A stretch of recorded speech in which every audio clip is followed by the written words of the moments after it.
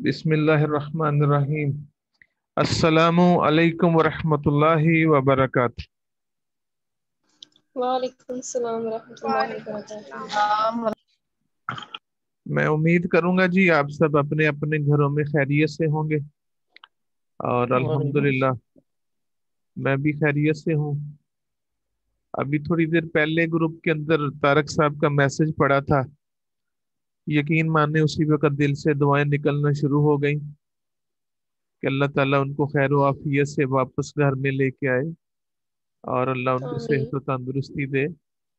इस रमजानुल मुबारक की बरकत से अल्लाह ताला उनके लिए और उनके घर वालों के लिए आसानियां पैदा करे। एक अच्छी शख्सियत है, तो आप भी दुआ कीजिएगा, बल्कि सबके लिए दुआ कीजिएगा। ये आज के लिए मैंने वही टॉपिक को सामने आपके रखा है। उम्मीद है कि आपकी स्क्रीन के ऊपर ये टॉपिक शेयर हो रहा होगा।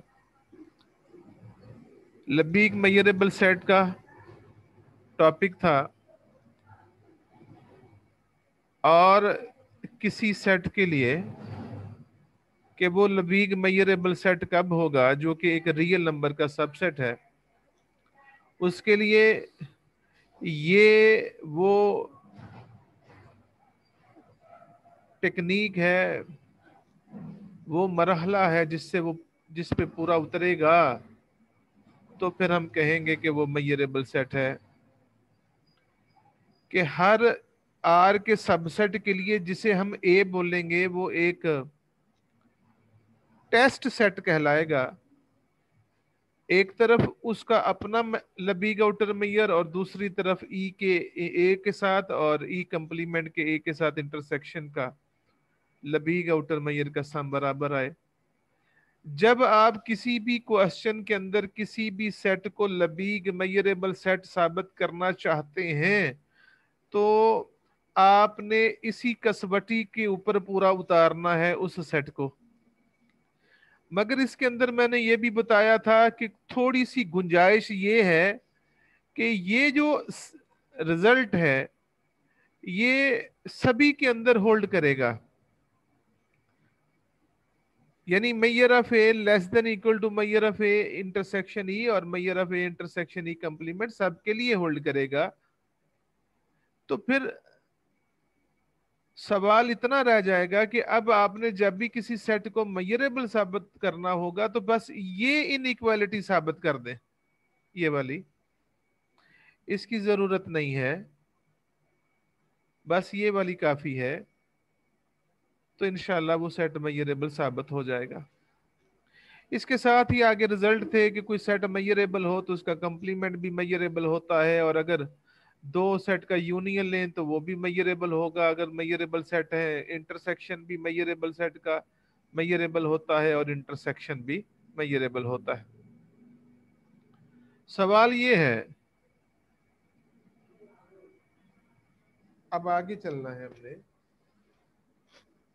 तो आगे देखिएगा जिस दिन मैं वो रिजल्ट छोड़ के गया था यहां से, ये वाला रिजल्ट है।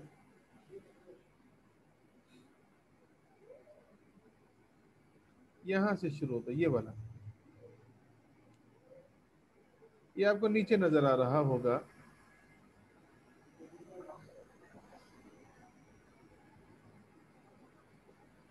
कि अगर आपके पास एक सीक्वेंस है फाइनाइट सेट की, एक फैमिली है सीक्वेंस की जो कि पेयर वाइज डिसजॉइंट है,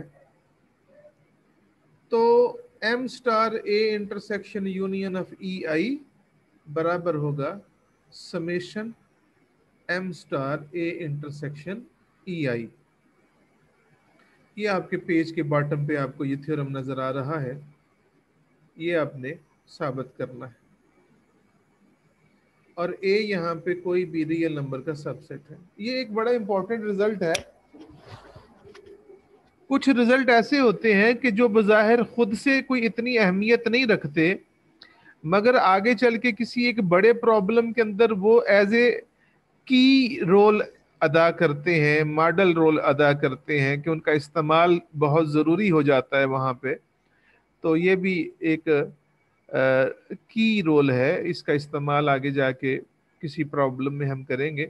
तो ये एक इम्पॉर्टेंट प्रॉब्लम है कि एक पेयर वाइज डिसजॉइंट सीक्वेंस के लिए, जो कि मेजरेबल सेट का सीक्वेंस है, जब आप A intersection union of E I पे एम स्टार लगाएंगे तो वो summation M star A intersection E I आएगा। तो ये रिजल्ट का प्रूफ है जी यहाँ पे,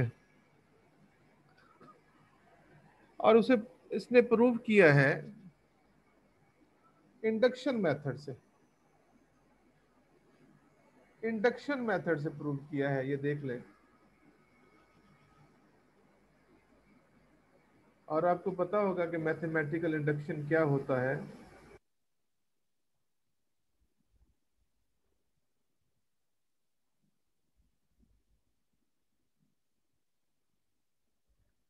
आई एम फीलिंग सम प्रॉब्लम्स। आपको पेज नजर आ रहा है जी? जी सर। जज़ाकल्लाह। Yes sir. तो ये देखें, पहले हिस्से में उसने पहला केस डिस्कस किया है N1 के लिए, कि अगर आप यहाँ पे सिर्फ एक सेट लेते हो A इंटरसेक्शन E1, और दूसरी तरफ एक सीरीज है A इंटरसेक्शन EI की, तो जब आपने जस्ट I को 1 लेना है, यानी N 1 के बराबर है, तो फिर दूसरी तरफ भी वही आंसर आएगा। M star A intersection E1 is equal to M star intersection E1। Mathematical induction का तरीका इस्तेमाल हुआ है जी। अब आपको पता है कि दूसरे केस के अंदर क्या करते हैं। दूसरे हिस्से में हम साबित कर लेंगे कि ये जो रिजल्ट है ये के लिए दुरुस्त है, और k+1 के लिए साबित करेंगे। और यहाँ पे उसने फर्ज किया है कि ये k-1 के लिए दुरुस्त है, और वो k के लिए साबित करेगा। यही सवाल है।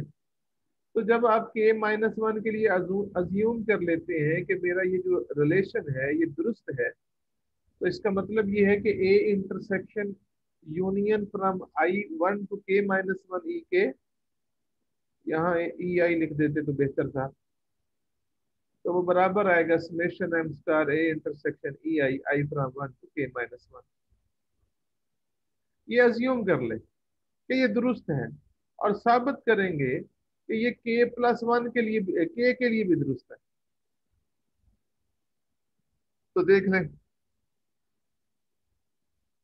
कि वी विल प्रूव दैट कि the result is true for n is equal to k। अब ये कैसे साबित होगा? इसके लिए दो अलग-अलग आपने काम करने। पहला स्टेप, आपने ये टर्म उठानी है, ये वाली अलग से उठानी है, और इसका इंटरसेक्शन लिया है ई के साथ, सिंगल टर्म सिंगल सेट के साथ, ई के साथ।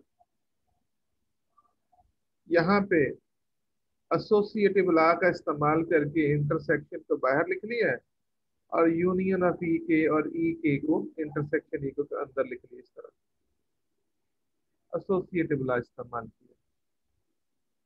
इसके बाद इस बड़ी ब्रैकेट के अंदर जो है वो डिस्ट्रीब्यूटिव लॉ का इस्तेमाल करते हुए लिखा गया है कि क्योंकि यूनियन डिस्ट्रीब्यूटिव होती है ओवर इंटरसेक्शन, तो आगे का अमल जो है उसने बिल्कुल खोल के लिखा हुआ है कि यहाँ पे लेगा वो E1, और उसका इंटरसेक्शन होगा ई के साथ, फिर E2 का इंटरसेक्शन ई के साथ, E3 का इंटरसेक्शन एक ई के साथ, और चलते चलते आखिरी ई का इंटरसेक्शन ई के साथ खोल के बयान कर दिया। तो क्योंकि ये जो मैंने सीक्वेंस यहाँ ली है जो ई आई के नाम से चल रही है, ये मेजरेबल सेट की सीक्वेंस है जो कि पेयर वाइज डिसजॉइंट है। तो अब यहाँ सारे रिजल्ट्स को छोड़ के सिवाय आखिरी रिजल्ट के बाकी सबका आंसर फाई आएगा, क्योंकि पेयर वाइज डिसजॉइंट है। बस ये आंसर आएगा आखिरी वाला कि ई के का इंटरसेक्शन ई के से ई के आएगा, और फिर ये सारे का सारा जब अब रिजल्ट इकट्ठा करेंगे तो ये ई के बराबर आ जाएगा। तो कहने का मतलब ये है कि ये सारे का सारा जो लेफ्ट साइड है ये जस्ट इसके बराबर आ जाएगा, ए इंटरसेक्शन ई के। तो उसके बाद आपने दोनों तरफ एम स्टार अप्लाई करके छोड़ देना, एम स्टार अप्लाई करके छोड़ देना। यही अमल अब दोबारा से रिपीट करें। पहले हमने ई के लिए किया था, अब यहाँ ई के का कंप्लीमेंट ले लें, ई के कंप्लीमेंट के साथ वही सारा अमल रिपीट करें। E1 इंटरसेक्शन ई के कंप्लीमेंट, E2 इंटरसेक्शन ई के कंप्लीमेंट, और आखिर में ई के कंप्लीमेंट। अब मेरा आपसे सवाल है कि कोई आपसे मुझे बताए, जो मेरी बात सुन रहे हैं, कि ये जो E1 इंटरसेक्शन ई के कंप्लीमेंट है, इसका आंसर क्या आएगा? बता सकता है कोई? यानी इस तरह अगर मैं आपको बताऊं कि ये मेरी जनाब डोमेन है, इसके अंदर मेरे पास दो सेट हैं, एक है E1, मिसाल दे रहा ये हूँ। वन नहीं आएगा। बड़ी मेहरबानी जी, आपकी आवाज आई मुझे माशाल्लाह। आप ठीक है ना? अल्लाह का शुक्र सर, आप सुनाए। आपका नाम कदीर है? जी जी, अब्दुल कदीर। आपका नाम रोल नंबर 29 है? जी सर जी। अच्छा चलें। तो कदीर साहब, ये मैंने आपके सामने दो सेट लिए हैं, E1 E2। Abdul Qadir sir, Abdul Qadir. Abdul Qadir, ठीक है, जी सर। जी। अब्दुल कदीर, कदीर सिर्फ लफ्ज कुरान का है इसलिए। माशाल्लाह। और मेरे आप उतरा गल सुन, ਜਿਹੜੀਆਂ हकीकतां ने वो अल्लाह दे हवाले ना वो सच्चियां ने। कादर तो अल्लाह ताला की जात है। अगर मैं बाई चांस अब्दुल नहीं बोल रहा तो इसका ये मतलब नहीं कि मैं आपको ही कदीर समझने लग जाऊं। कदीर अल्लाह की जात ही है। आप अल्लाह के उस कदीर के बंदे हैं। और नहीं सर, हमेशा मैंने वजाहत की है, मैंने हाईवे बड़ी नहीं किया। मेहरबानी जनाब आपकी वजाहत करने की, शुक्रिया शुक्रिया। कदीर अब्दुल कदीर साहब, शुक्रिया। तो मुझे अब आपने बताना है कि E1 और E2 ये आपके सामने दो सेट हैं जो डिसजॉइंट है। अगर मैं E2 का कंप्लीमेंट लूं तो E2 के को छोड़ के बाकी सारा पोर्शन जो है वो कंप्लीमेंट के अंदर आ जाएगा। यानी ये वाला सारा जो है वो मेरे E2 के कंप्लीमेंट में आएगा। और जब मैं E2 कंप्लीमेंट का इंटरसेक्शन लूंगा E1 के साथ, ये सारे का सारा जनाब ये E2 कंप्लीमेंट में आएगा। और ये E2 है, ये वाला, ये E2 है सारा, ये जो ब्लू कलर में मैंने शेड किया है। तो जब मैं E2 को के कंप्लीमेंट का E1 से इंटरसेक्शन लूंगा तो वो E1 आएगा। यानी इसका मतलब ये हुआ कि अगर मैं किसी दो पेयर वाइज डिसजॉइंट में से किसी एक सेट के कंप्लीमेंट का किसी दूसरे सेट के साथ इंटरसेक्शन लूंगा तो आंसर वही दूसरा सेट आएगा। तो फिर इसका मतलब ये है कि ये भी आंसर E1 आएगा, ये भी आंसर E2 आएगा, ये आंसर E3 आएगा। बस ये जो आखिरी है, ये ऐसे दो सेट हैं जो सेट थ्योरी के अंदर आप जानते हैं अब्दुल कदीर साहब, ये पेयर वाइज डिसजॉइंट है, लिहाजा इनका जी इंटरसेक्शन पाई आ गया। तो बाकी इसको छोड़ के बाकी क्या बचा? ये वाला बचा। यानी मेरे पास टोटल ऊपर जो थे ना, अगर मैं पेयर को नाम से बुलाऊं कि ये मेरे पास एक पेयर, पहला पेयर है, ये दूसरा पेयर था, ये तीसरा पेयर था, तो ये तरतीब में के नंबर पेयर है। आखिरी जो है वो के पेयर था। अब वो तो निकल गया, तो बाकी जो सिलसिला बचा है अगर मैं उसे फिर से समेट के लिखूं तो वो लिखा जाएगा जनाब यहाँ पे कि वो E K union from I to not K. यानी के वाला पोर्शन तो हाँ, निकल गया, एक कम कर लें, के-1 कर लें। उससे पहली वाली टर्म रह जाएगी। तो बाकी फिर जनाब आप इसको इकट्ठा करके लिख लिया। अब यहाँ पे दोबारा से दोनों तरफ आपने वो अप्लाई कर देना है, एम स्टार अप्लाई कर दें और इसको छेड़ना नहीं है बिल्कुल भी। अब ये जो राइट साइड आई है मेरी, अब इस राइट साइड के बारे में हमारा जो केस 2 जब शुरू हुआ था तो उसके अंदर हमने फर्ज किया था कि लेट कि ये जो है ये रिजल्ट जो ऊपर ये नजर आ रहा है आपको, ये ट्रू है फॉर के माइनस वन, यानी n इज इक्वल टू के माइनस वन के लिए। तो मैं आपको दिखा भी देता हूँ दोबारा से, ये देख लें कि हमने अज्यूम किया हुआ है कि ये बात ये वाली। तो इस रिजल्ट का इस्तेमाल वहां पे कर लेते हैं, यानी ये वहां पे ये लिखा हुआ है, तो जब इसका इस्तेमाल करेंगे तो ये बराबर है summation A intersection E I, I from one two के माइनस वन। तो ये वहां पे हम इस्तेमाल कर लेते हैं जो अभी हमने रिजल्ट निकाला है। ये देख लें, उसने हवाला दे के उसका रिजल्ट लिखा भी है, ये वाला आ गया। अब ये नंबर जो 2 नंबर इक्वेशन है और ये जो 3 नंबर इक्वेशन है, इनको ऐड कर लें। लेफ्ट साइड में लेफ्ट साइड कर ली और राइट साइड में राइट साइड ऐड कर ली। मैं लेफ्ट साइड के अंदर बाद में आता हूं, आइए मैं राइट साइड की तरफ जाता हूं। ये बात अब देखें, ये summation from I one two के माइनस वन है, और इसके अंदर ये एक टर्म ऐड हो रही है जो कि के अथ टर्म है। अगर इस आखिरी टर्म को भी इस समेशन के अंदर शामिल कर लूं, तो फिर यहाँ के माइनस वन की बजाय आ जाएगा कदीर साहब के आ जाएगा। तो मेरी राइट साइड, मेरी वो जो आंसर वाली है वो मुकम्मल हो जाएगी जो मुझे रिक्वायर्ड है। अब आ जाओ लेफ्ट साइड पे, ये जो बड़ा सारा जुमला लिखा हुआ है ये वाला, इस जुमले में जरा गौर कीजिएगा। ये जो हमने सीक्वेंस ली हुई है मेजरेबल सेट की, ये सीक्वेंस है E1 E2 E3, और ये ई के है, और के जो है वो 1 से लेके n के दरमियान कोई भी नंबर है, यानी K1 भी है K2 भी है, K1 से लेके n के दरमियान हर नंबर की नुमाइंदगी करता है। तो अगर, और ये मेजरेबल सेट भी है, तो मेजरेबल सेट की डेफिनेशन का इस्तेमाल करना है यहाँ पे आपने। और मैंने आपको डेफिनेशन के अंदर बताया है कि जब आपके सामने कोई मेजरेबल सेट लिखा हो, मैं आपको डेफिनेशन पे लेके जाने लगा जल्दी जल्दी। ये डेफिनेशन आ गई, ये वाली देखें। ये है कि अगर कहीं ये 2 टर्में लिखी हो इस तरह, ऐसे 2 टर्मों का सम लिखा हो, तो वो मैयरफ ए के बराबर होगा,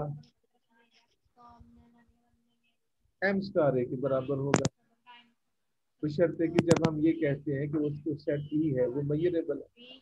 और यहाँ ए से मुराद है टेस्ट सेट, जो कि रियल नंबर का सबसेट होता है।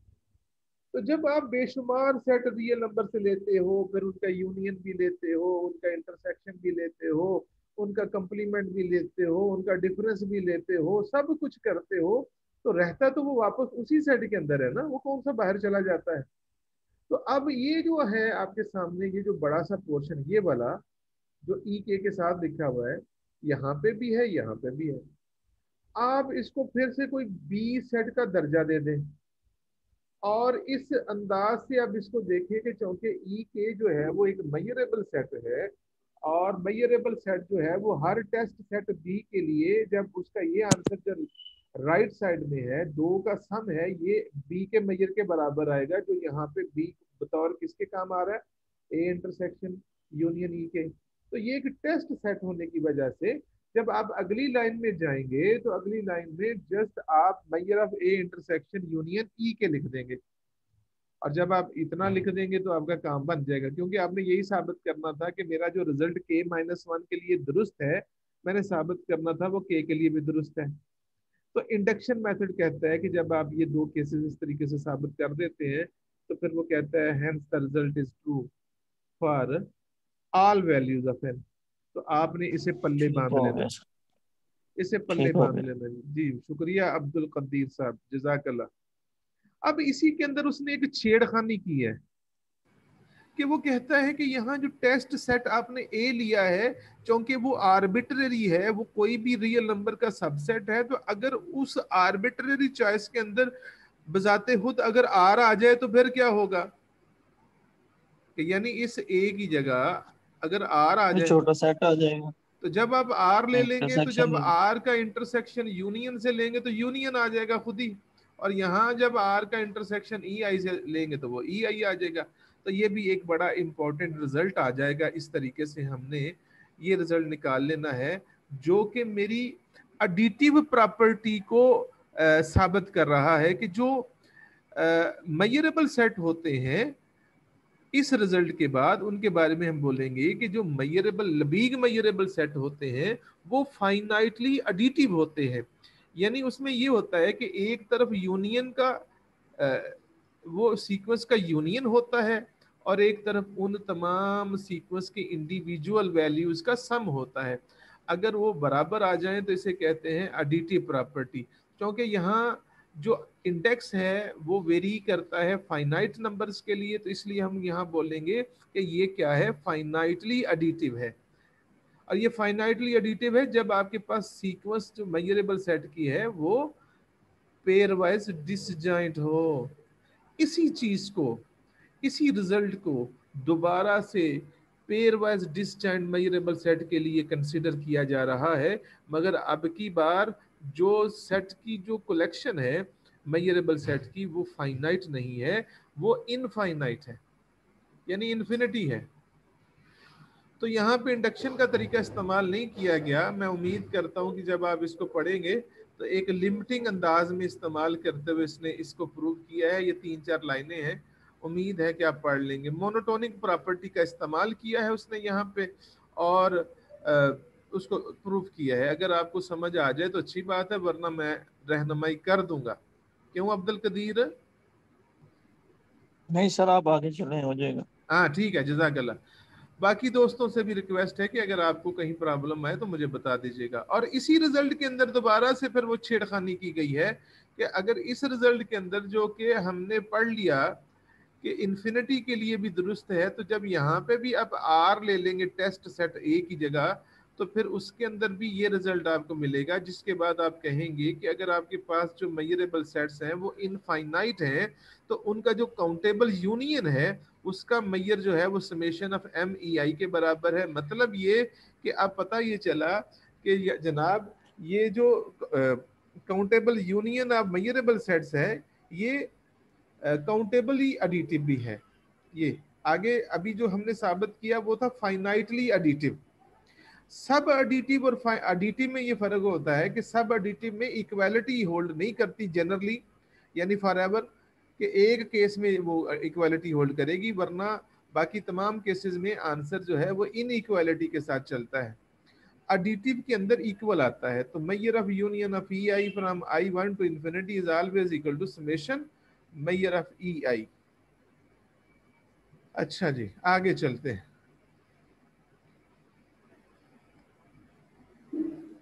क्या बात है जी, ये बड़ा इंपॉर्टेंट थ्योरम है और ऐसे ही पेपर में आएगा। अगर आया तो आपको एक तीखा सा एम नजर आ रहा है और इस तीखे से एम के ऊपर उसने कहा है कि साबित करें कि जनाब ये जो तीखा सा एम है असल में ये क्या है, ये मेजरेबल सेट का कलेक्शन है। साबित करें कि ये जो मेजरेबल सेट्स का कलेक्शन है ये सिग्मा अलजबरा है। तो इस थ्योरम के बाद दो चीजें बड़ी वाजे हो जाएंगी। पहली चीज कि जनाब जब भी किसी आप रियल नंबर का सबसेट लेंगे तो जरूरी नहीं है कि वो मेजरेबल हो। यानी किसी भी रियल नंबर का, यानी रियल नंबर का कोई भी सबसेट लेंगे तो वो जरूरी नहीं है कि वो लबीग मेजरेबल सेट हो, यानी वो मेजरेबल सेट की जो डेफिनेशन है उस पर पूरा उतरता हो, जरूरी नहीं है। एक बात तो यहाँ से ये वाज़ेह होती है। इसका जो जो सबूत है वो इंशाल्लाह ताला आपको मैं आइंदा पेजेस में दे दूंगा कि कुछ ऐसे भी सेट मौजूद हैं रियल नंबर के सबसेट के तौर पे जो मेजरेबल सेट नहीं है। अब यहाँ उसने कहा है कि मैंने आर से ऐसे तमाम मेजरेबल सेट लिए हैं और उनको लिखा है एम के अंदर। एम जो है उन तमाम लबीग मेजरेबल सेट्स का कलेक्शन है। तो साबित करो कि वो जो लबीग मेजरेबल सेट्स का कलेक्शन है वो सिग्मा अलजबरा है। तो अब्दुल कदीर जरा बताइएगा कि सिग्मा अलजबरा किसे कहते हैं? याद है? सर कोई सेट होगा उसका यूनियन भी, दोनों दो एलिमेंट का यूनियन भी उसमें होगा, कंप्लीमेंट भी उसमें होगा, और एक सीक्वेंस उस बड़े सेट की सब सेट होगी वो भी उसमें बिलोंग करेगी। ठीक हो गया कि सबसे पहले तो तो आपने एक उसको नॉन एम्प्टी सेट लेना है, फिर उसके अंदर जी से एक एक कलेक्शन, कलेक्शन लेना है उस सबसेट्स का। सब सेट की और कलेक्शन है। आप चाहें तो जी उस वो पावर सेट पूरे का पूरा भी उसके सारे सबसेट का कलेक्शन ले सकते हैं, या फिर जस्ट थोड़े से जितने भी बिल्कुल। आपकी आपकी वो चाहत कोई हो। कोई जी जी। तो दो एलिमेंट का यूनियन उस चले कलेक्शन ठीक में है। बिलोंग करे और उसका कंप्लीमेंट हाँ, भी। तो जब दो जब वो आपने कलेक्शन ले लिया है, तो उस कलेक्शन के अंदर आपने तीन प्रॉपर्टीज को होल्ड करवाना है। वो तीन प्रॉपर्टीज में पहली प्रॉपर्टी ये है कि उनका यूनियन, कोई भी दो एलिमेंट उसके अंदर से जो आपने लिए हैं उनका यूनियन भी उसी का मेंबर हो, और फिर अगर आपने एक सेट लिया है तो उसका कंप्लीमेंट भी उसी के अंदर आता हो, यही है। और तीसरा ये है कि अगर आपने एक सीक्वेंस ली है तो उसका काउंटेबल यूनियन भी उसी का मेंबर हो। तो यही चीज आपने यहाँ जी पे सर। साबित करनी है।